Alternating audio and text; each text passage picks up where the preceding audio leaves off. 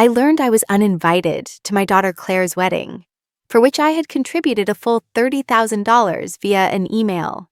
The reason? The groom Brian's mother and her infamous guest count obsession. I didn't shed a tear. I didn't scream. I just calmly closed that email, took a deep breath, and called my bank. Because at that moment, I understood that some sacrifices have an expiration date, and mine had long since passed. They wanted intimacy and a select few guests. I, on the other hand, was about to give them a real reckoning they would never forget and make them face the consequences of their own decisions. My name is Eleanor Davis, and this was the story of how a mother's patience finally ran out and how she was disrespected by children for whom she had given everything. But it was also going to be the story of how I was reborn from those ashes. That email had landed like a bomb in the middle of an ordinary Tuesday morning. I was at my desk, as usual, sipping my first coffee of the day, reviewing my to-do list, when my daughter's name appeared in my inbox. Claire. A spontaneous warmth spread through me. No subject line, but that was her style. Short and to the point. Maybe it was a last-minute detail about the wedding, I thought, or perhaps just a sweet "Good morning, Mom" message. Only a few weeks ago, we had talked at length on the phone. She had excitedly described the details of that dream venue in Napa Valley, the magical arrangements of the florist she had adored since college, the talented photographer who would immortalize her memories. And as I listened to her, I had thought about how the money I had saved, setting aside my own dreams, was going to such a right place for her happiness.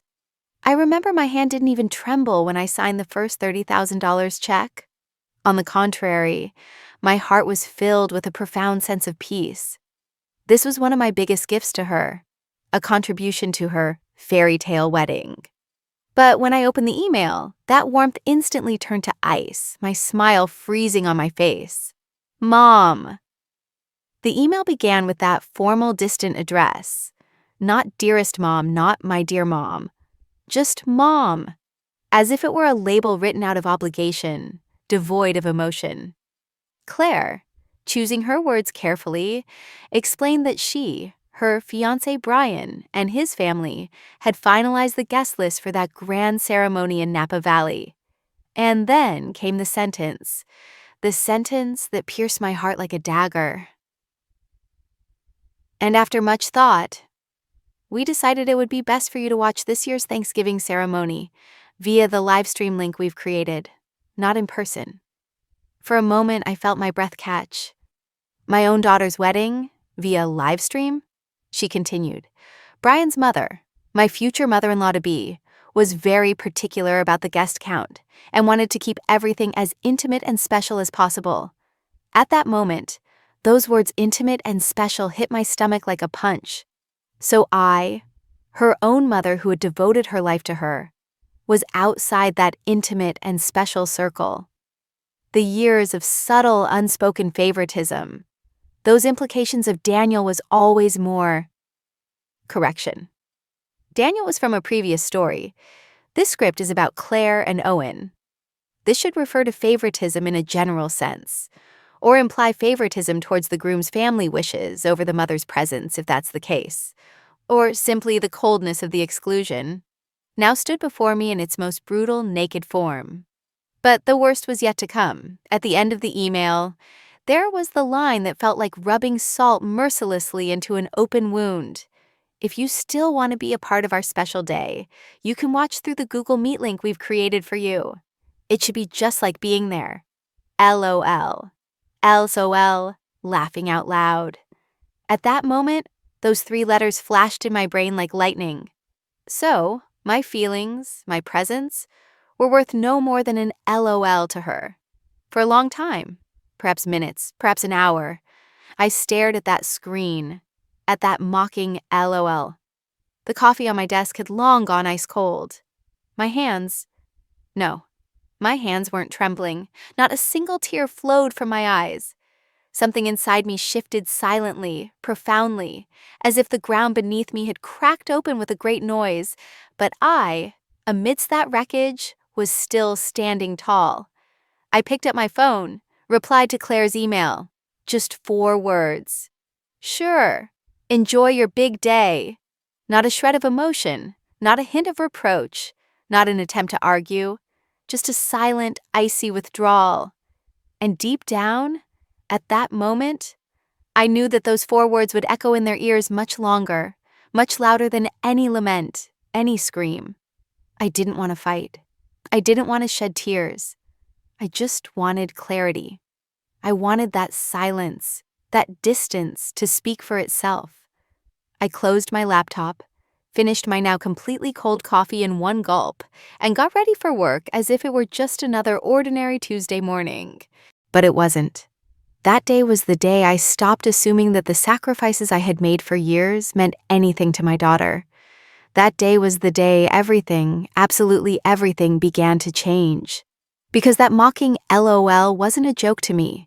It was a cruel declaration of war, and I, Eleanor Davis, was more than ready for this war. The drive to the office that morning, my mind was blank, as if a storm before the calm had settled within me. In Oregon's early spring morning, there was still a sharp chill in the air, but I barely noticed it. My mind, like a whirlpool, kept circling around the same question. How had we, as a family, reached this point? How had my own daughter become capable of erasing me from one of the most important days of her life so easily, so carelessly?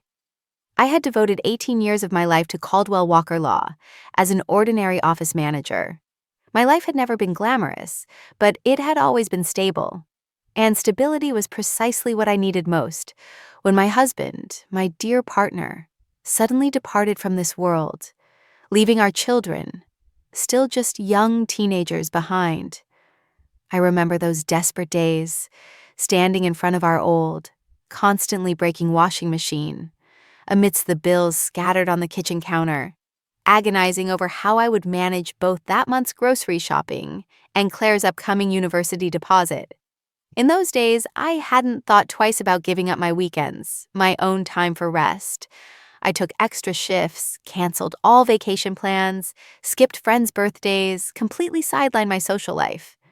I kept whispering the same thing to myself. Later, Eleanor, later there will be time for you too. But that later never came, and it never would. Every penny I saved, every extra shift's earnings, was directly allocated to Claire's and my son Owen's future.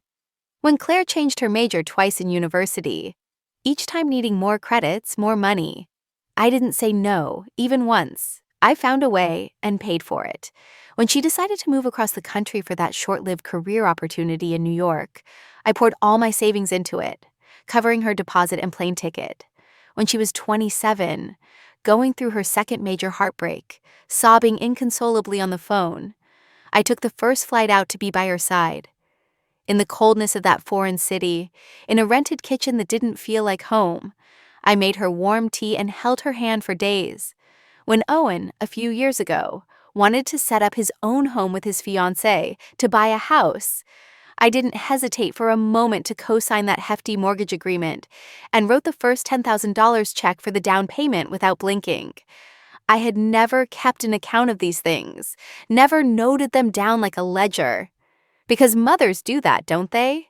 Because family meant unconditional love and sacrifice, didn't it?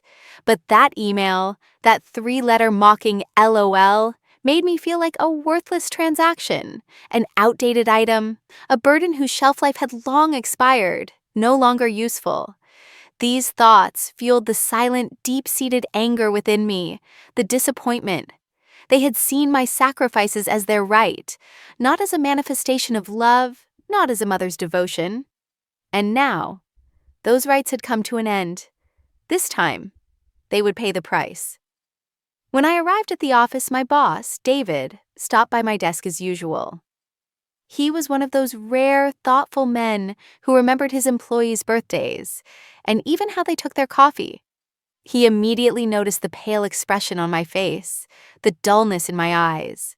"You look like you've seen a ghost, Eleanor," he said, placing the latte he had bought from the small cafe downstairs, milky and frothy, just as I liked it, on my desk. A voice inside me was screaming to tell him everything, to cry on his shoulder, to tell him all about Claire, how she had disinvited her own mother from her wedding, that cruel email.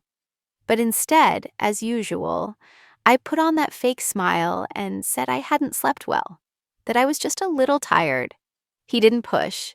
He just nodded with understanding and quietly returned to his room.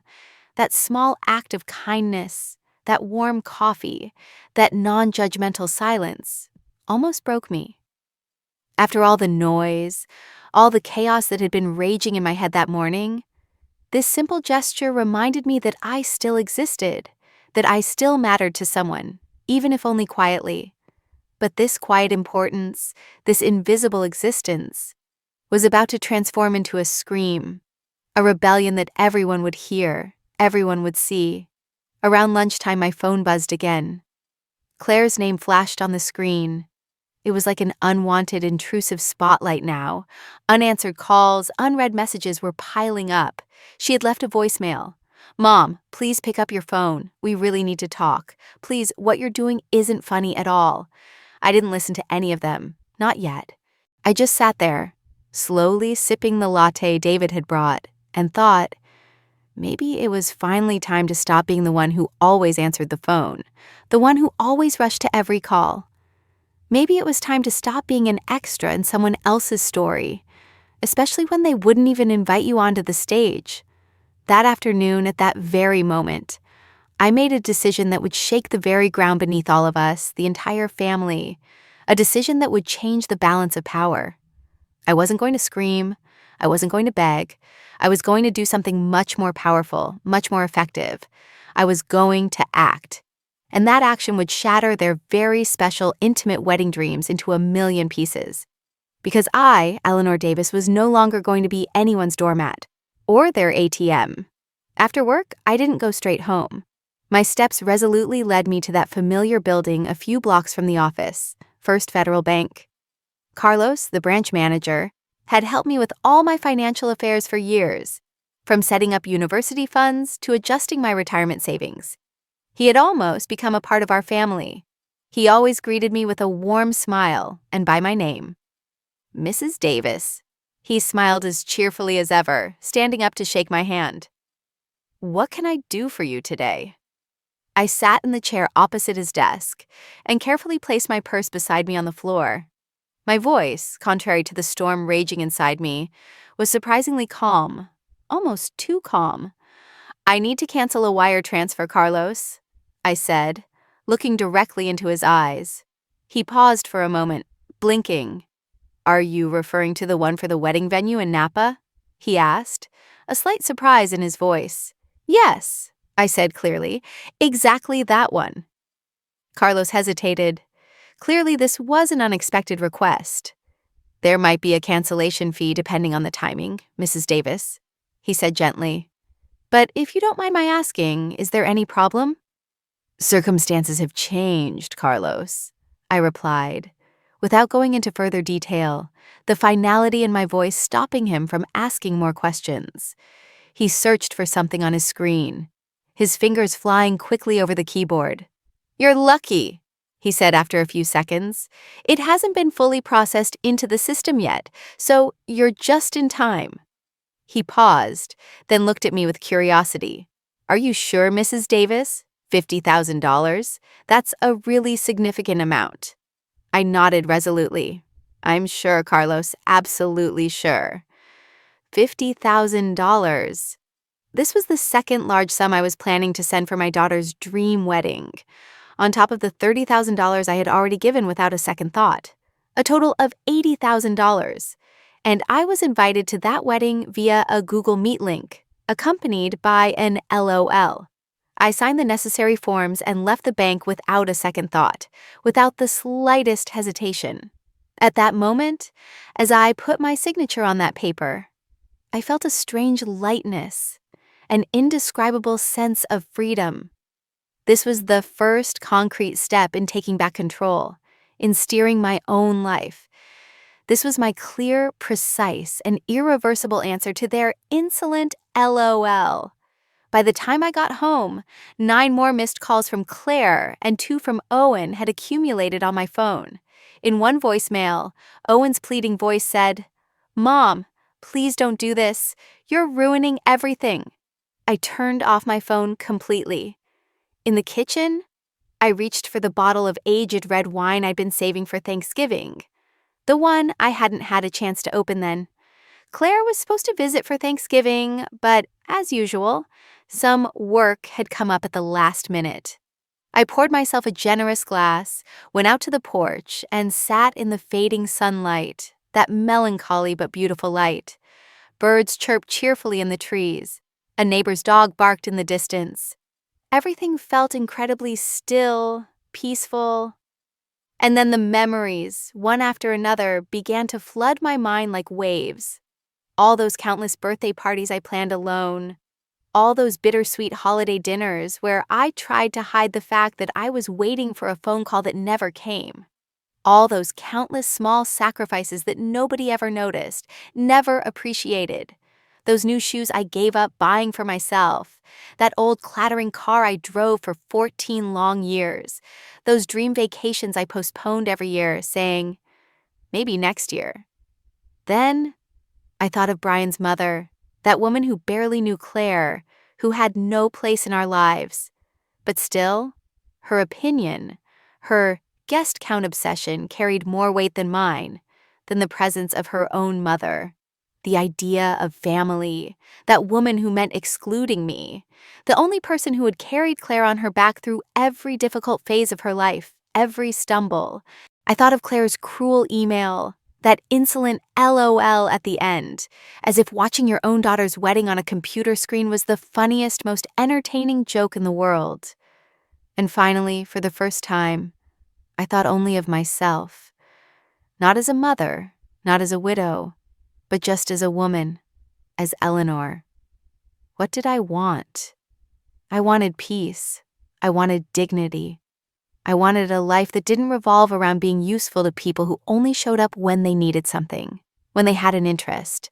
I would no longer postpone my own happiness, my own dreams. I would no longer live for the expectations of others, for their fake loves. This was my life, and I was taking it back with all my strength. The night around 9, the doorbell rang. I thought about ignoring it, but curiosity got the better of me. It was Owen, still in his office clothes from that day. His tie was loosened, his shirt sleeves rolled up to his elbows. He had a worried, even slightly accusatory expression on his face. He held his phone in one hand like a shield, as if trying to protect himself from an invisible danger. Before I could even say, "Welcome," he stepped inside with that usual hurried and somewhat thoughtless manner of his, as if he owned the place, yet this house was now my sanctuary alone, a place free from their expectations and demands. "Mom," he said. His voice rushed and a bit reproachful. He seemed out of breath. "Why aren't you answering your phone? Claire's been freaking out since morning. She can't reach you at all. We thought something had happened to you." I slowly closed the door behind him, trying to maintain the newfound calmness that had recently blossomed within me. This calmness was my new armor. "Hello to you too, Owen. Perhaps it's because I didn't want to talk?" I said, not hiding the implication in my voice. Owen had already started pacing back and forth in the middle of the living room, just like his father used to in his youth, making the same movements whenever he was nervous or impatient. At that moment, that resemblance sent a thin pang through my heart. "She says you're not coming to the wedding. Claire is devastated. Why are you being so difficult, Mom? Why do you have to blow everything out of proportion?" A sarcastic smile spread across my face. This smile was bitter, tired, but also incredibly determined. Am I being difficult? Am I being difficult because I'm not attending my own daughter's wedding? A wedding I learned I was uninvited to, Owen? Or is it because I was told I should watch that very special intimate ceremony via a Google Meet link with an LOL at the end? Owen paused for a moment, a fleeting look of surprise on his face. It was clear Claire hadn't told him this small, but for me, all-important detail of the story. Or perhaps as usual, Claire had portrayed herself as the victim, shifting all the blame onto me again. Her difficult and ununderstanding mother. Brian's parents are footing most of the bill, Mom, you know. You know how traditional and meticulous they are." He mumbled, avoiding my gaze, as if these words would somehow justify the situation. I raised an eyebrow, the icy tone in my voice no longer concealed. "Traditional, you say? I already paid $30,000 for that traditional wedding, Owen, for that very meticulous family's satisfaction. And I was about to send another $50,000 for their dream venue until I received that kind, that thoughtful email. This has nothing to do with tradition, Owen. This is called feeling utterly used. This is called being disregarded." He froze, his eyes wide with astonishment. At that moment, it was clear that Claire had only told him I was being stubborn, making things difficult, without ever mentioning the core money issue, how she had jeopardized the financial future of her own wedding. "Wait, what?" he stammered. "Another $50,000? Claire never mentioned anything about this." "I was going to send it," I said, calmly taking a sip of my wine without feeling the need to hide my current enjoyment, that strange pleasure derived from taking back control. But not anymore. I called the bank and canceled that wire transfer. Owen's face turned ashen. The surprise in his eyes slowly gave way to panic. At that moment, he had realized how Claire and Brian's lavish wedding dreams were hanging by a thread, by that single canceled transfer. "Mom, they were counting on that money! The venue, the catering, those expensive flowers. Everything was supposed to be paid with that money. How could you do this?" he cried out, his voice now filled with real panic, no trace left of his earlier confident, accusatory tone. "Not my problem anymore, Owen," I said calmly. The resolve in my voice must have surprised even him. His voice rose even higher, his desperation echoing in every word. "Of course it's your problem. She's your daughter. How can you be so heartless, so cruel?" "And I am her mother," I said quietly, but with an equally sharp tone. "A mother who was told to watch from a computer screen, accompanied by an LOL. A mother who is deemed superfluous, a burden, on one of the most important days of her own daughter's life." At that moment, I saw a fleeting glimmer of understanding, perhaps even shame, in Owen's eyes, but it lasted only for a very short time. He always, no matter what, sided with Claire. This was their invisible bond, but for me, it was always a painfully palpable one. He had always been the golden boy, while I was always the problematic one. He ran his hands through his hair in frustration, visibly agitated and unsure what to say, how to manipulate me. "You always make everything about yourself, don't you? You always have to create drama, make everyone your enemy." And there it was. That was the moment. The moment something inside me finally, irrevocably snapped. The same accusation I had heard for years, for my entire childhood. That endless implication of "you're selfish, you're dramatizing, you're the problem." It was enough. The invisible burden on my shoulders, that constant effort to please everyone, that necessity to ignore my own needs, my own feelings, evaporated at that moment. "Get out of my house." My voice was a whisper, but as sharp, as cold as steel. "What?" he stammered, looking at me in disbelief, as if he couldn't believe what he was hearing. "You heard me, Owen. Please get out of this house now." "Mom, don't be ridiculous. I'm just worried about Claire. She's your daughter." "No," I said, my voice now stronger, more resolute. "I have given everything I had, all my love, all my sacrifice. And what did I see in return? More demands, more accusations, more disappointment. It's over now. I am tired of playing the villain, the troublemaker in a story I wrote with my own devotion, with my own self-sacrifice." Owen stood there for another second. There was surprise on his face, maybe a little fear. He had never seen me like this before. The mother who always yielded, always forgave, always somehow stepped back, always endured everything silently, was gone. In her place stood a woman who drew her boundaries clearly, who had self-respect, who would no longer be anyone's plaything. Then, without another word, he turned and left. The door closed behind him silently, almost inaudibly, but it echoed inside me with a much greater noise, a much greater finality than any slam. I stood in the middle of my living room, my heart still pounding like a drum, but I realized something surprising. I didn't feel the slightest bit guilty.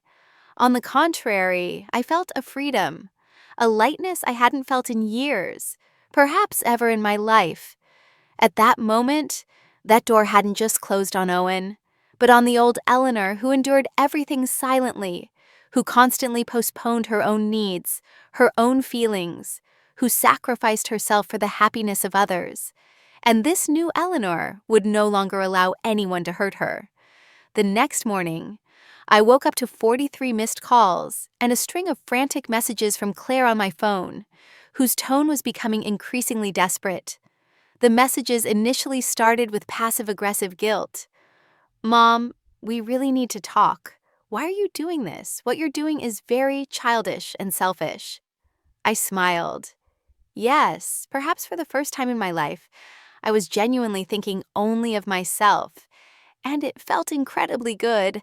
Then the tone in the messages quickly changed, giving way to panic and almost hysterical helplessness. "The venue just called. The payment hasn't been made. If we don't deposit the money by tomorrow, we'll lose everything, all our dreams for that beautiful Napa Valley, the entire deposit. Brian's parents are furious. They're saying they were right about you from the beginning, that you can never be reasoned with, that you're unreliable. You're ruining the most important day of my life." And that last pitiful message, sent in the dead of night at 3:24 a.m. "I really don't understand why you're doing this to me, Mom. I'm your daughter. How can you do this to me?" As I sipped my coffee, a bitter smile appeared on my face. Of course she didn't understand. Claire had grown up in a comfort zone where my sacrifices were so naturally, so unquestioningly woven into her life that she probably thought that comfort, that security, that stability fell from the sky. She had always assumed that I would always be there, under all circumstances, to fulfill her every wish, to satisfy her every desire. But this time, she was sorely mistaken. This time, she had to face the consequences of her own selfish decisions, that thoughtless email, and that insolent LOL. And I was not going to offer the slightest helping hand in that confrontation. Later that morning, as I was carefully reviewing the clauses of a new contract at my desk, yes, life went on, and I had my own responsibilities. Another email landed in my personal inbox. Even the subject line was enough to turn my stomach. "Please don't ruin my wedding." It was from Claire.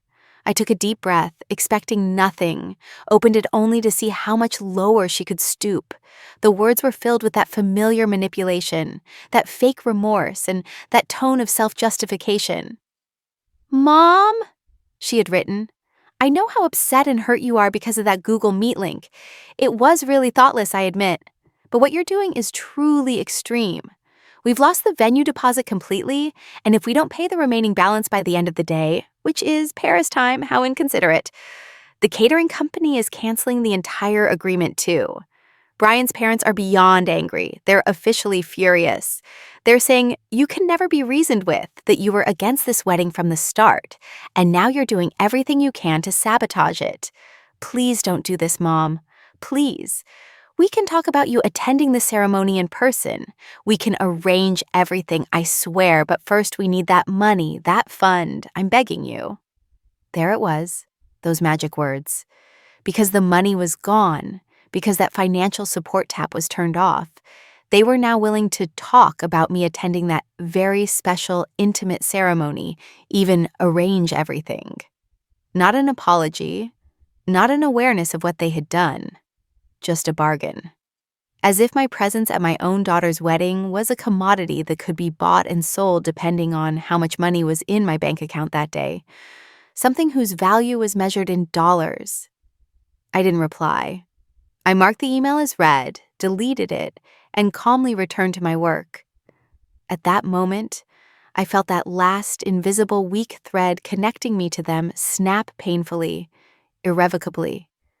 There was no longer any room in my life for their emotional blackmail, their endless demands, their fake displays of affection. This, for me, was the beginning of a new page, a freer, more conscious page. At lunchtime, David, as usual, stopped by my desk. "How about that new Italian place that just opened?" he offered, a warm smile on his face. As I usually did, I was about to politely decline, to make excuses. But something inside me, perhaps the strange clarity that the last 24 hours had brought, that newfound self-confidence, made me make a different decision. Maybe I just needed to sit somewhere with someone who demanded nothing from me, who accepted me as I was, who didn't judge, and relax a little. So I nodded. "I'd love that, David. Thank you."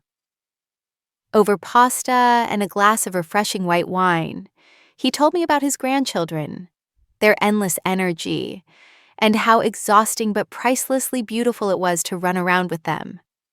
There was a soft, sincere expression in his eyes. He was real.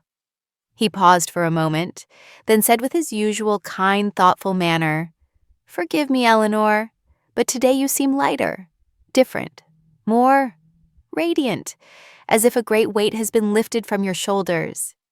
I surprised myself, perhaps with the relaxation of the moment, perhaps trusting David's non-judgmental demeanor.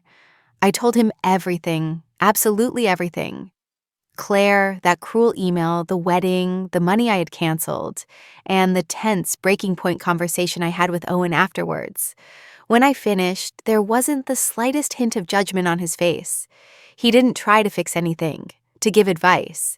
He just said, "Sometimes the hardest part of love, Eleanor, especially with the people we've given the most to, the most sacrifices for in our lives, is setting those healthy boundaries." He reached across the table and briefly, supportively squeezed my hand. "I think you did the right thing, the best thing for yourself." For the first very long time, I believed this with all my heart. His simple but sincere words had wiped away the last crumbs of hesitation within me, those whispers of, did I do the wrong thing? When I returned to my desk, more missed calls, more unread messages had piled up on my phone, but I no longer felt the need to return any of them, to read any of them. There was no need, because for the first time in my life, my silence, my decisions were telling the whole story. Their insolent LOL had now turned into a bitter H in their own lives, a great regret, perhaps even a chaos. And I was savoring this new silence, this new power, this new Eleanor. This was like the calm, clear sky after a storm. A bit tiring, but so peaceful. That evening, as I was enjoying the tranquility on my porch, basking in the fading sunlight and the newfound strange peace within me, the doorbell rang. It wasn't Owen this time. When I opened the door, I found Nora, Claire's closest friend since university. There was a worried expression on her face. I hadn't seen her in years, but Claire often talked about her. How good a friend she was, how much she understood her. "Mrs. Davis," she said softly, a sincere sadness in her eyes. "I'm really sorry to bother you, but I thought I had to stop by to talk to you." "It's no problem, Nora. Please come in," I said, opening the door wider with my new calmness. "Would you like some tea?" She'd followed me into the kitchen, her eyes scanning the surroundings, as if examining the familiar walls that held memories of the cheerful days she had spent in this house with Claire years ago. I filled the kettle and waited for her to speak. Did Claire send her? As a peace envoy? Finally, taking a deep breath. She's a complete wreck," she said. "They lost the venue entirely. The florist canceled the agreement too. Brian's parents are threatening to call off the wedding altogether, even to separate Brian from Claire." There wasn't the slightest accusation in her words, just a sad statement of fact. "I understand," I said, taking out 2 clean mugs. "She knows what a big mistake she made," Nora continued, her voice even lower now. "I mean, she understood how hurtful, how thoughtless that email, that last sentence was. She just doesn't know how to fix it now. What to do? That was the key question. Did she really want to fix it, our relationship?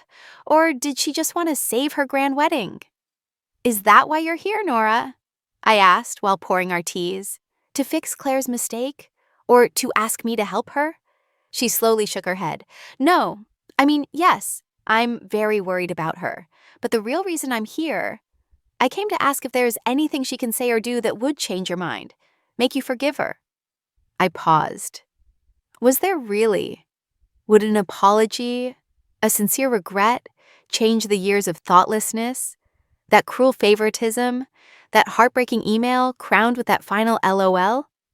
Could that shattered trust be repaired? I looked at Nora. I could see the pure, sincere concern she felt for her friend in her eyes. She was still young, still hopeful. Perhaps she genuinely, with all her heart, worried for her friend. No, Nora, I said quietly, but with an equally definitive voice.